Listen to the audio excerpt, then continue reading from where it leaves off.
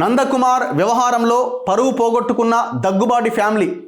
Deccan kitchen hotel కూల్చిన వ్యవహారంలో hero Venkatesh, రాణాలకు సంక్రాంతికి సురుకు పెట్టిన నాంపల్లి కోర్టు. వాళ్ళ మీద కేసు నమోదైంది. నాంపల్లి కోర్టు నలుగురి మీద, మొత్తం దగ్గుబాటి సురేష్ బాబు మీద, హీరో వెంకటేష్ మీద, రాణా మీద, ఆయన తమ్ముడు అభిరామ్, మొత్తం నలుగురి మీద కేసు నమోదు చేయండి, ఇందులో ప్రాథమిక సమాచారం ప్రకారంగా వీళ్ళు తప్పు చేసినట్టుగా ఉన్నది అని ఆ ప్రాథమిక సమాచారం మేర కేసు పెట్టమని ఫిలింనగర్ పోలీసులకు ఆదేశాలు ఇచ్చింది నాంపల్లి కోర్టు. దీంతో ఫిలింనగర్ పోలీసులు ఇమీడియట్గా ఒక 2-3 రోజులు అటు ఇటుగా ఈ నలుగురి మీద కేసులు నమోదు చేశారు. ఏందా వీళ్ళు చేసిందంటే, నందకుమార్కు సంబంధించిన కోట్ల విలువైన ఆస్తి ధ్వంసం, ప్రైవేట్ ఆస్తిని ప్రభుత్వ నిధులతో కూల్చేసిన దుర్మార్గం, మున్సిపల్ పోలీస్ అధికారులు దగ్గరుండి కూల్చడంలో మతలబేంటి, కూల్చివేసిన అధికారులపైన కేసు నమోదు కాబోతున్నదా, ఈ కార్యక్రమం వెనుక మంత్రి కేటీఆర్ ఉన్నాడా, నందకుమార్కు జరిగిన నష్టంలో సంబంధిత అధికారులు సూత్రధారులేనా, గత ప్రభుత్వంలో అధికారులు చేసిన అక్రమం పైన ప్రస్తుత ప్రభుత్వం ఎలాంటి చర్యలు తీసుకోబోతున్నది, చీఫ్ సెక్రటరీ శాంతికుమారి స్పందించి బాధ్యులైన అధికారులను విధుల నుంచి తొలగించాలని వస్తున్న డిమాండ్స్.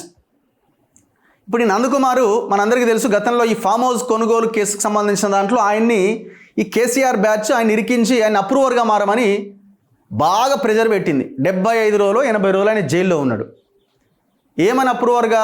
ఇందులో బిఎల్ సంతోష్ ఉన్నాడు, బిఎల్ సంతోషే మొత్తం చేసిండు, అమిత్ షా కూడా ఫోన్ చేయమని చెప్పిండు, అమిత్ షా కూడా నాకు ఫోన్ చేసిండు అని ఈయనని చెప్పమని వాళ్ళ పేర్లు బయటపెట్టి ప్రెస్ మీట్ పెట్టు, నీకు ఎమ్మెల్సీ ఇస్తాం, నీకు అది ఇస్తాం, ఇది ఇస్తామని ఆయన ఏదో బెదిరించారు. అప్పటికే వీళ్ళ ఫ్యామిలీతో వివాదం నడుస్తున్నది. వివాదం నడుస్తుంటే ఇప్పుడు ఆ హోటల్ని మొత్తం కేసీఆర్ అండ్ కేటీఆర్ అండతోటి, ఆనాడు కమిషనర్గా కూడా సివి ఆనందే ఉండే, కోర్టు ఆర్డర్ ఉంది, అక్కడ ఎవరు కూడా ప్రిమిసెస్లోకి ఎంటర్ కావడానికి వీల్లేదు, స్టేటస్ కో మెయింటైన్ చేయండి, ఎవరికి అక్కడ ఎంట్రీ లేదు అని కోర్టు చాలా క్లియర్గా చెప్పింది. చెప్పిన తర్వాత కూడా కోర్టు తీర్పుని పక్కన పెట్టి ఈ ఫామ్ హౌస్ కొనుగోలు కేసులో ఆయన అప్రూవర్గా మారట్లేదని, దొరికిందిరా సందే అని చెప్పి మొత్తం ఆయనకు సంబంధించిన దాదాపు ఆ హోటల్ని మొత్తం డెమాలిష్ చేసి అందులో ఉన్న గిన్నెలు చెంచాలన్నీ ఎత్తుకపోయింది వెంకటేష్ ఫ్యామిలీ. ఇక్కడ విషయం ఏంటి అంటే, అసలు ఈ టోటల్ కేసులో మనం చాలా సందర్భాల్లో ఆయన ఇంటర్వ్యూ కూడా చేయడం జరిగింది. ఈ టోటల్ ఎపిసోడ్లో వెంకటేష్ కేసులో విషయం ఏంటి అంటే, అక్కడ దగ్గుబాటికి సంబంధించిన అది ఫ్యామిలీలో ఉన్న ఇద్దరు అన్నదమ్ములు ఎవరైతే సురేష్ బాబు అండ్ వెంకటేష్ ఉన్నారో, సురేష్ బాబుకి సంబంధించిన ల్యాండ్ కొంతున్నది, 1200 గజాలేమో, 1000 గజాలేమో వెంకటేష్ ఉన్నది, సబ్జెక్ట్ టు కరెక్షన్ అటు ఇటుగా. ఈ దగ్గుబాటి మన సురేష్ బాబుకి సంబంధించిన వెంకటేష్ సంబంధించిన దీంట్లో ఈయన హోటల్కి లీజ్కి ఇచ్చారు. ఎవరిది? సురేష్ బాబు అండ్ వెంకటేష్ కలిసి ఈయనకు లీజ్కి ఇచ్చారు. లీజ్కి ఇచ్చిన తర్వాత ఈ డ్రగ్స్ కేసుకి సంబంధించిన వ్యవహారం పెద్దగా తెర మీదకి వచ్చింది. ఇలా ఫ్యామిలీకి సంబంధించిన వాళ్ళ మీద కూడా ఏవో ఆరోపణలు వచ్చినట్టున్నాయి. ఇప్పుడు రానా మీద, దాని మీద, దీని మీద వచ్చినప్పుడు ఎవరెవరికి ఏమేమి ఆస్తులు ఉన్నాయని అన్ని మీడియాలో వార్తలు వచ్చినప్పుడు ఈ ప్లేస్ ది ల్యాండ్, ఈ హోటల్ది కూడా అప్పుడు టీవీలో వచ్చిందట. సురేష్ బాబు భయమైనట్టుంది, ఇది ఎట్లా, ఇది మా హోటల్ కూడా వచ్చి ఈ ప్లేస్ కూడా వచ్చింది, హోటల్ కూడా వచ్చింది, దీన్ని మేము అమ్మేయాలనుకుంటున్నాం అన్నారట. ఇప్పుడు నందకుమార్ పోయి, మరి మీరు అమ్మాలనుకుంటున్నారే, మేము కూడా ఎంత కొంత కొంటాం, నేను కూడా ఒక ఆయన్ని మాట్లాడుకుంటాం, పెట్టుబడి పెట్టడాన్ని మేము కొనుక్కుంటాం అంటే, సరే కొనుక్కోవడానికి స్టార్ట్ చేసిరట. అది గజం 1,00,000 నుంచి 1,20,000, 1,40,000, 2 లక్షల దాకా తీసుకుపోయిందట. సరే వీళ్ళు కొందామని రెడీ అయిన తర్వాత వీళ్ళకి అగ్రిమెంట్ రాసిచ్చిండు. ఏమని? ఓకే, మీరు ఇంత రేటుకి మీరు కొనుగోలు చేస్తున్నారని అగ్రిమెంట్ రాసిచ్చిండు. అగ్రిమెంట్ రాసిచ్చి 3 కోట్ల రూపాయలేమో చెక్కు తీసుకున్నాడు. చెక్కు తీసుకున్న తర్వాత ఈయనను పక్కన పెట్టి ఇంకొక అగ్రిమెంట్ చేసిండు. ఎవరు? సురేష్ బాబు. అసలు ఒక అగ్రిమెంట్ ఉన్న తర్వాత ఇంకొక అగ్రిమెంట్ చేయడం అన్నది మోసం, క్రిమినల్ యాక్టివిటీ కిందకి వస్తుంది. అక్కడ లీగల్గా ఆయన మొత్తం 6 కోట్లు ఇచ్చిండ, 3 కోట్లు క్యాష్, 3 కోట్లు చెక్ ఇచ్చిండు. అగ్రిమెంట్ చేసుకుని అగ్రిమెంట్ కాపీ ఉన్నది, ఒరిజినల్ కాపీ. దాని తర్వాత ఇంకొకరికి అగ్రిమెంట్ చేసిండు.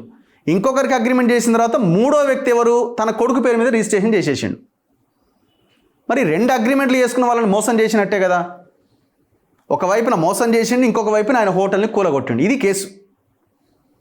కూలగొట్టడం అంటే ఉత్తగానే ఆయన ప్లేస్ కాబట్టి కూలగొట్టినని చాలామంది కనిపించవచ్చు, కానీ కోర్టు ఆర్డర్ ఉన్నది.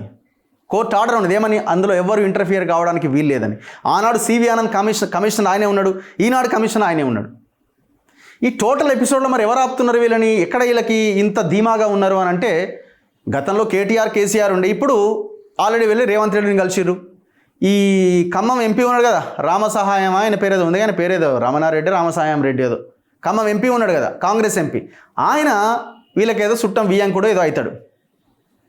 అట్లా వీళ్ళ బంధుత్వం కలిసింది, పొంగులేటి ఎంటర్ అయ్యిండు, ఈ వ్యవహారాన్ని సైలెంట్ చేస్తున్నాడు. వదిలేయండి, ఏం చేసుకుంటాడో చేసుకొనివ్వండి, కోర్టులు ఏం చేస్తాయి మనల్ని. మరి సిగ్గుండాలి కదా, వెంకటేష్ ఇంత పెద్ద హీరోవి, దగ్గుబాటి ఇంత పెద్ద ప్రొడ్యూసర్వి, ఆ ల్యాండ్ మీద పడి నువ్వు ఆయనకి ఏదైనా సెటిల్ అన్న చేయాలా, అట్లా కూడా చేస్తలేరు. మళ్ళీ ఆయన డబ్బులు తీసుకుంటారు, డబుల్ అగ్రిమెంట్ చేస్తారు, సిగ్గు శరం అన్నీ వదిలేసారు కదా.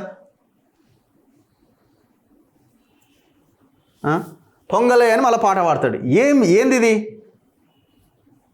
ఇప్పుడు ఆయన ఏదో కొంత అందరికీ తెలుసు కాబట్టి ఎంతో కొంత కోర్టు కేసులోనో లేకపోతే ఆ వ్యవహారంలో ఉన్నాడు కాబట్టి, కొంత ఇన్ఫ్లుయెన్స్ ఉన్న వ్యక్తి కాబట్టి కొట్లాడగలుగుతున్నాడు, కొంత డబ్బులు ఉన్నాయి కాబట్టి కొట్లాడగలుగుతున్నాడు. సామాన్యుడైతే ఏం చేయగలుగుతాడు? ఇన్ని కోర్టు కేసులు ఇంతగా తిరగగలుగుతాడా? అవకాశం ఉందా?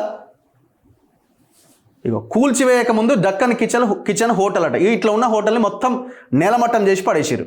అసలు మీకు ఎవడు అధికారం ఇచ్చిండు? ఇప్పుడు ప్లేసు అది స్వతహాగా నీదే కావచ్చు, కానీ ఒకరికి రెంట్కి ఇచ్చిన తర్వాత, దాన్ని అమ్ముతాను ఒకరికి అగ్రిమెంట్ చేసిన తర్వాత, ఆయనతో పాటు ఇంకొకరికి మళ్ళీ రెండో అగ్రిమెంట్ చేసిన తర్వాత, మళ్ళీ మూడో వ్యక్తి పేరు మీద ఎట్లా రిజిస్ట్రేషన్ చేస్తావు? అది కూడా నీ కుటుంబ సభ్యుల పేర్ల మీద.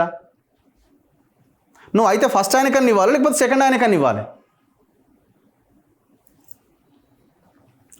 దగ్గుబాటి ఫ్యామిలీ కాదు ఇది, దగాపాటి ఫ్యామిలీగా తెరపైకి వచ్చింది. ఒక అమాయకుల్ని టార్గెట్ చేసి కోట్ల విలువ చేసి ఆస్తిని కొల్లగొట్టేందుకు ప్లాన్ వేశారు, పథకం కూడా అమలు చేశారు. ఈ ప్రహసనంలో అధికారులు, నాయకులు, ఒక మంత్రివర్యులు సహకరించినట్టుగా తెలుస్తోంది. గత ప్రభుత్వంలో వీరు చేసిన నిర్వాకం ఇప్పుడు రాష్ట్ర వ్యాప్తంగా చర్చనీయాంశమైంది. మరి గత ప్రభుత్వం చేసింది, ఈ ప్రభుత్వం ఏం చేస్తుంది? ఈ ప్రభుత్వం కూడా సహకారం అందిస్తున్నది.